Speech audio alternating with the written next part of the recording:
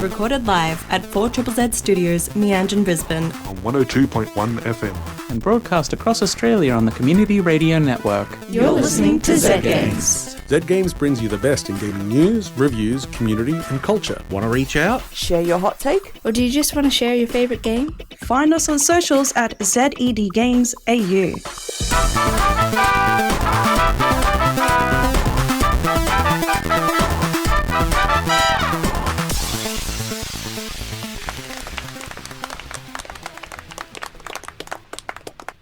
This is 4ZZZ. You're listening to Z Games. I am your host for the night, Paul. And joining me is my wonderful, lovely friend, Hazel. Hazel. Yeah. Hello. Sorry, I'm into mispronunciation tonight. You are? Oh, my brain is melting. I can see it pouring out of your ears like wax right now. I decided to burn all candles from all ends in the last couple of days and pack in as much things as possible. So I'm literally running into the studio. We're still trying to find the tracks of the things I plan to play. He's not making that up. He's got his laptop here and he's been furiously tapping away for the past half hour. Yeah, because I got to get the stuff I want anyway. Because there's a few things to talk about and such, we might do a little jump into the newsies. Does that sound lovely? It sure does.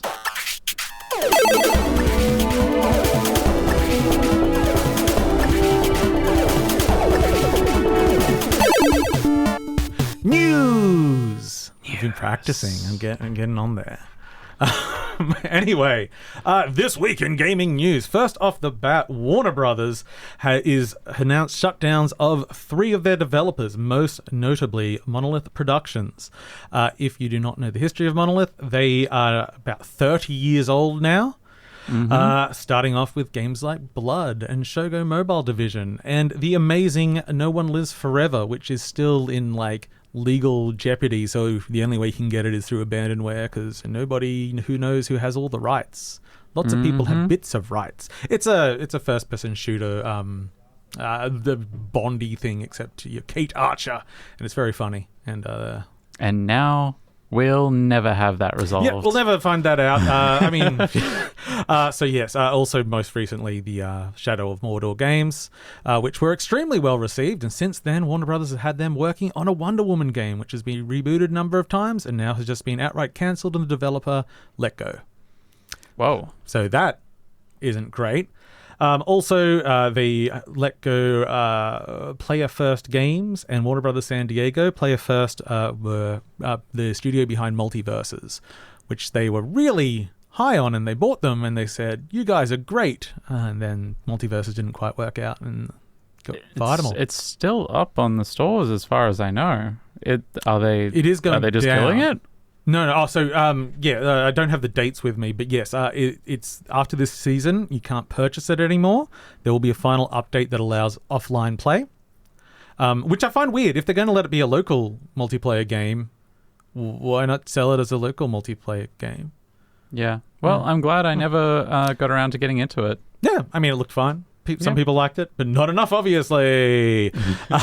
Maybe I could have saved it. Oh, no. Also in big news this week, big news for the UK, Bellatrix and Luck Be a Landlord have won their appeal against getting a PEGI 18 plus rating. This ratings were brought in because of gambling laws that have come in, which pretty much say if you represent gambling in your game, that gives it an automatic 18 plus. And both these games, whilst especially Bellatrix is very much themed on poker, it is kind of actually an anti-gambling game and in no way represents actual gambling or the traps of it as such. Although I guess in its own way it is quite addicting. So, oh yes, everybody I know who has gotten into it has like a chronic Bellatrix addiction. I've got a coworker who just spends all of his lunch break just tapping away on his phone. He'll have a whole conversation with me just tapping away. And I'm like, Bellatrix again? And it's Bellatrix every time. But he's 18 plus, right? I hope so. Well, now 12-year-olds can do it in the UK. I guess PEGI's also wider in Europe, isn't it? Anyway, that doesn't matter. Smaller things going on. Fable has been delayed yet again until next year, which didn't come as a huge shock because we haven't really seen a lot of the game.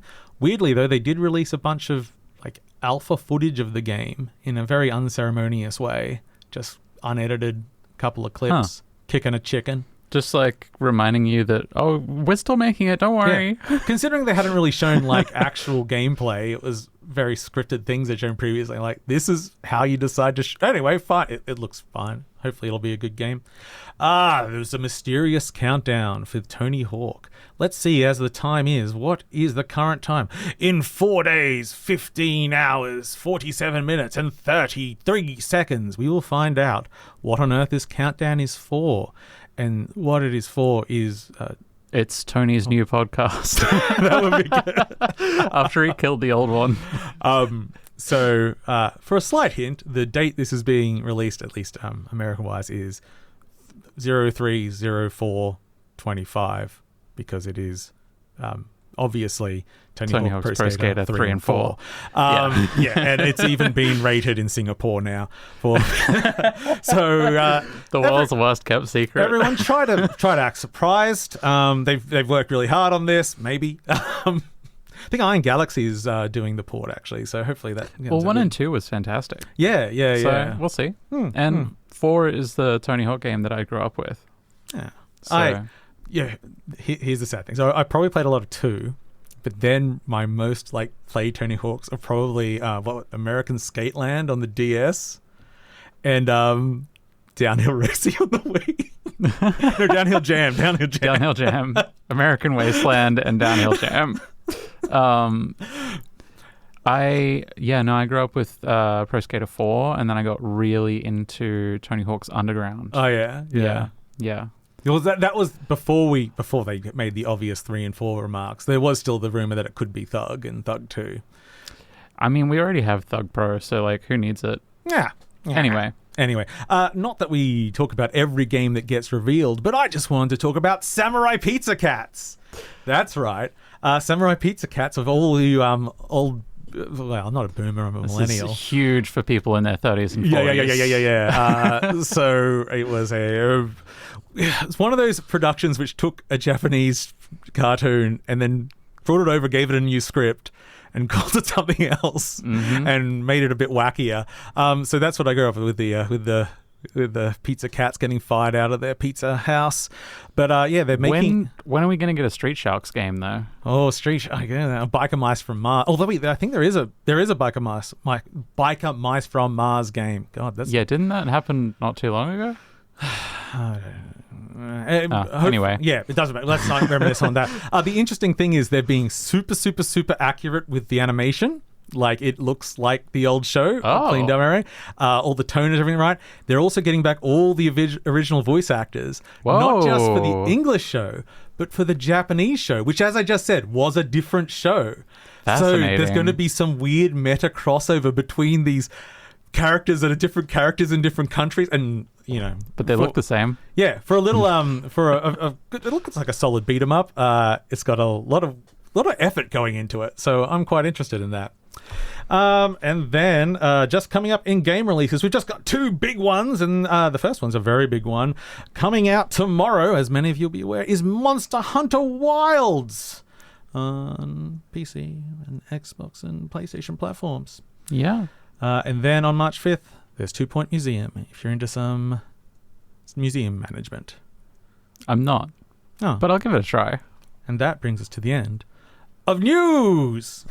We also have a little bit of a PSA, which we should have done at the top of the show, which is if you're in Brisbane and you're listening to us and you're not at Netherworld, what's wrong with you? We are having a local indie dev night there back in the karaoke. What's the karaoke space called again? Lost Souls. The Lost Souls Karaoke. So a bunch of local developers are showing off their stuff, and it's all pretty much new stuff that hasn't had public showings yet.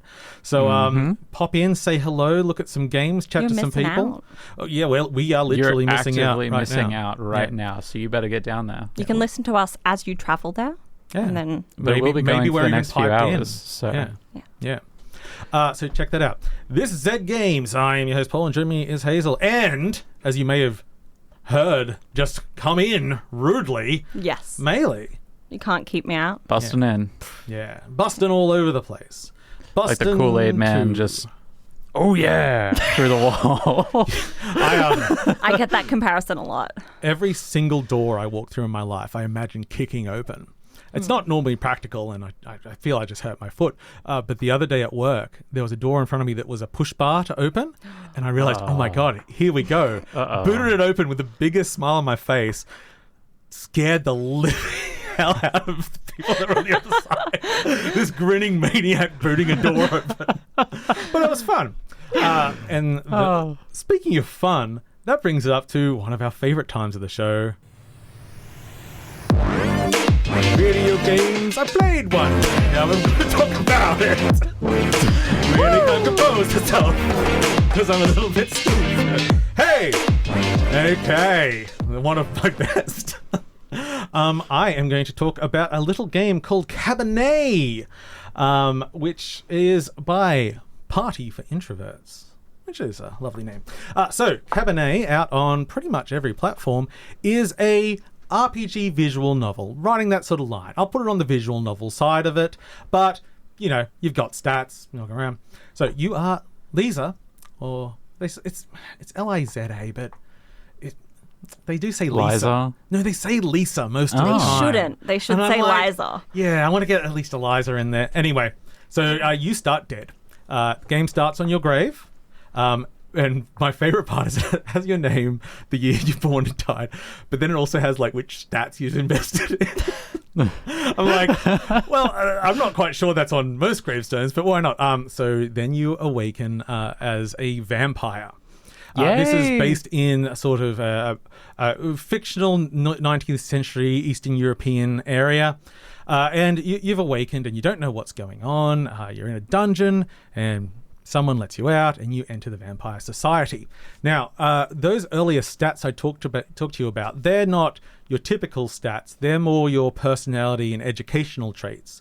So it's you could be in science, art and literature, history, and a fourth one, which I could have made a note of, but Video games. And video games. So these are basically used for skill checks in conversations. So you actually drive the character around. It's a very sort of paper cutout style animation. And yeah, you enter your vampire society. And the Cabernet in the title, if you can't think about why they would have a red drink for a vampire game, is that's what the vampires call sort of their supplied blood. There's like a high end that you can get in a bottle. And say if you've been punished and had your fangs pulled out or something, you might only be able to get the stuff from the bottle.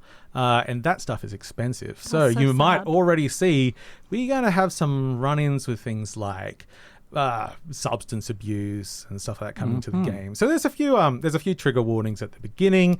I didn't find any of the content too extreme in that way, but it certainly touches on those things, and self-harm and there's suicide in there as well, and a few other little things. But the game will post that right at the beginning if you're sensitive to those sorts of things. So how does it play? Well, you can be quite active in the game. As I say, you get to walk around. Each night, you get to perform 3 actions. But most actions you do don't actually count as an action. It's sort of like a big choice you make each night. It's like, will I talk to this person? This person has a mark. So generally, you can walk around. You have full access to vampire powers. So you can turn into a bat pretty much whenever you want, as long as no one's looking at you. You can go invisible. You can feed from people. Feeding from people sort of involves them having to trust you to a degree. So you have to build a relationship and chat to them, and and it sort of pins your good and bad between humanity and nihilism, which I like a bit more because I don't like good and evil doesn't really fit in this world. Like you're vampires and you'll drink blood. Yeah. You can drink from bunnies if you want. I actually was really disappointed. The first person I was told to drink, the character automatically said, no, I don't think I'm like, no, I'm down. I had to wait till later until I was allowed to do that. Yeah. That's not how I was playing at all. I'm like, no. Look, I'm going to value all life equally, but in that, it means I don't value anyone particularly. So as you may tell, my run was quite nihilistic. Yeah. But that said, your character is a nurse and works as a doctor, and you were turned by a doctor and you are now their assistant. So it runs in that fun world of like, okay, you're a monster of the night, but actually you're still part of society and you're actually helping people. And maybe you're helping people to get close to them so you can drink their blood. Hello, nice. It's I'm going to call it a medium length sort of visual novel. You're looking at your sort of 12-ish hours sort of to get through, which is a good length for a game that you may want to revisit and play around with some of the options. Like, you're very clearly locked off from things in the dialogue choices. It's like, oh, I didn't invest enough in history. I don't know about this. Can't do that. So yeah, you have your big choices, little choices. The characters are all pretty well drawn. And one of the things that's quite rare in sort of an indie visual novel is it's fully voiced. And it's pretty good on the whole. Main character's very good. Most of the major side didn't really have anyone that grated on me. And sometimes I find that's just nice when I want to play a visual novel because I'm sleepy, but my sleepiness makes reading more difficult. So I can push it a few minutes more longer than that. But yeah, it's a charming game. You can befriend a cat. You can do some horrible things, but I would say in the realm of horribleness, not extreme horrible. Just normal vampire horror. Anne Rice horrible. Yeah. This is Anne Rice adjacent. You know, everyone's... Oh, actually, that's one thing I really like. You got a wardrobe and you collect dresses. And all those dresses have... not only do they sort of give you a presentation, but they give you stat changes too. Nice. So it's like, this one makes people think I'm all fancy.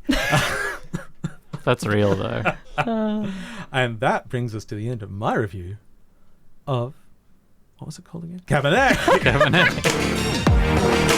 Riesling. Yeah. And as I say, available on Steam, Switch, and PlayStation and Xbox. So Pinot Grigio. Give me a... I was trying to think what I could pronounce. Like I just call it a rose. Yeah. And Maylee. the most wonderful Maylee, who has something very wonderful for us right now, which is a review. My girlfriend died and I got sad. I got really depressed. She's dead in the ground, yeah. But maybe she's not. That's not me. That's the spoon? game. I just want to clarify. Your girlfriend's not dead. My You don't girlfriend have is some not really dead. big news for us? I wasn't celebrating about it. That'd be really messed up.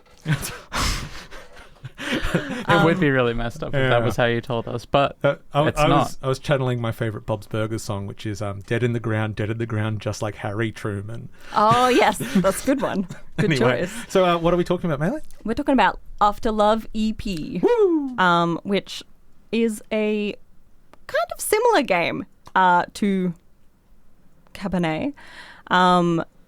Not in that there's vampires or anything like that, but that it is a visual novel. Ish. Maylee and I actually planned to make this a visual novel episode. Yeah. But the original one I was going to review has another week of embargo, so I had to play another game. But another similarity is that both games start with death. I don't start off dead. So you play as Rama, who is the frontman of a band. Sigmund Feud is the band name. Mm-hmm. And it made me giggle, but whoever wrote that really brings it up a lot in the game. They want you to think it's very funny. They were very proud of their pun, and Yes. we're just like, yes. So you're having a good time with your bandmates, and then your girlfriend dies in the first scene of the game. And the game takes place a year later, after you have isolated yourself from everyone for a year in grief as you're just starting to emerge. And it's basically the story of, coming out of grief and what it does to a person, but also like the shitty ways that can make you act to other people. And I guess that is the biggest point of this game, is that you're kind of like Rama, the person you play, is very frustrating, and I don't like him. He's a jerk. Yeah. But is he a jerk in like a way that's good to experience? Yes. I was compelled by this story. So you are Rama. You're a sad boy with a guitar, and you've come out and I connected relate. connected with your old bandmates, and you're like, hey guys, I've been MIA for a few years now. Let's get the band back on tour. But they've all been moving on with their lives. So you end up in a bit of a jam that you have to make things work with your band in the next month, or they'll be leaving. So the game takes place over these 30 days before your big gig that will determine your future. And I guess the big thing that really stands in your way over these 30 days is that you are hearing the voice of your dead girlfriend in your head everywhere you go. And Rama sort of struggles with this, not knowing if it's real or like his imagination. By the end of the game, you know, it leans into one of those paths. But he is the sort of guy who's just talking to his, you know, when a character is talking to someone that only they can hear and then they get confused why everyone's asking them what they're talking about. Mm-hmm. He does that every time in every scene. He can't learn. He's incapable. Yes. Sorry, I'm getting off on that. Well, we've learned something about Maylee.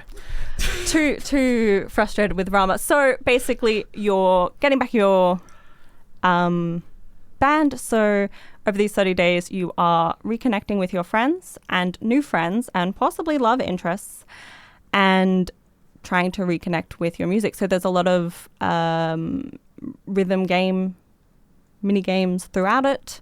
Yeah, how are the rhythm game aspects? Because I touched them briefly in the demo, but I didn't really.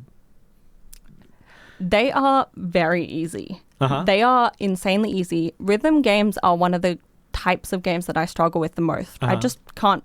It's not for me.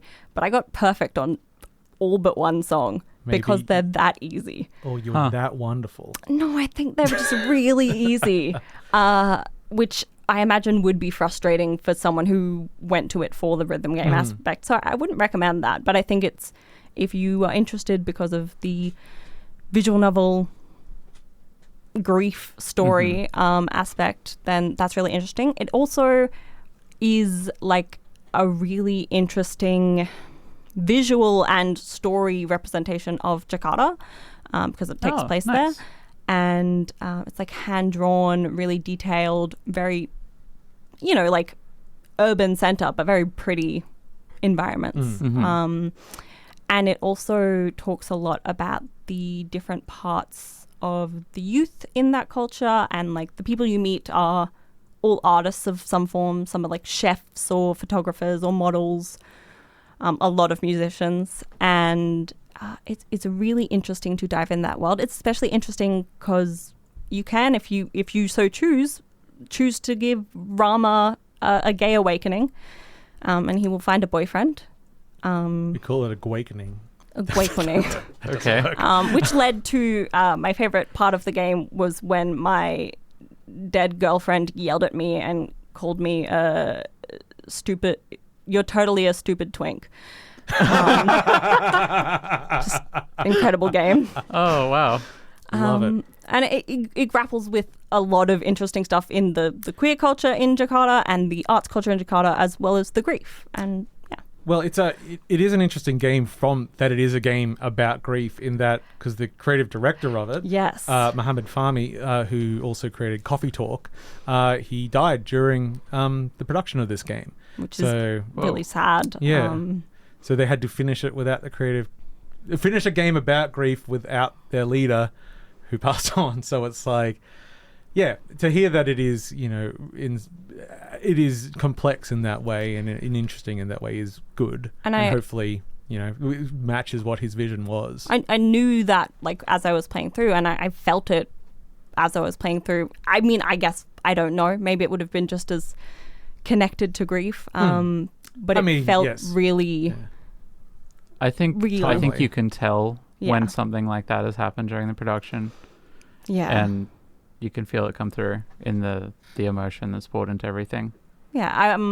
I will wrap it off because I could go on about what a jerk this game makes you for a long time, but it is good. he has character growth if you choose to give it to him. He also cannot, because there's multiple endings in this game. Take lots of different ways, get lots of different romance endings. I'd say it's about 6 hours to get through, so shorter than most, well, on the short end of visual novels. Yeah. That's my bite-sized ones. Yeah, In a it's little nice. novella before bed. Anyway, so and it's also available on all platforms. Yeah. Woo! West Side and Lonely. We're grieving and undead. Does all platforms include the Commodore 64? Yes. Yes. Okay, cool. I mean, you can put it on top of it, so. Okay. Yeah. Just a quick reminder, if you are around Fortitude Valley and near Netherworld, pop in tonight and check out the local game dev night we've got going back there in Lost Souls Karaoke. I can guarantee you it will be there. Wow. What a ringing endorsement. We have a bunch of cool indie games from local developers, and you can go and play demos of them. And a lot of them have never been displayed publicly before. So go and give it a try. Good fun. Play some games, meet some people. And It'll be on for the next couple of hours. So hurry on down to Netherworld. Pop on down. Okay, that brings us to the end of today's show. And goodbye, everyone. We'll see you in hell. Oh, yeah. Bye. I'll see you in not hell. Wherever the other place. Thanks for listening to Zed Games. If you'd like to listen to more, you can find us on the Community Radio Plus app. Or find us on socials at ZED Games AU. See you next time.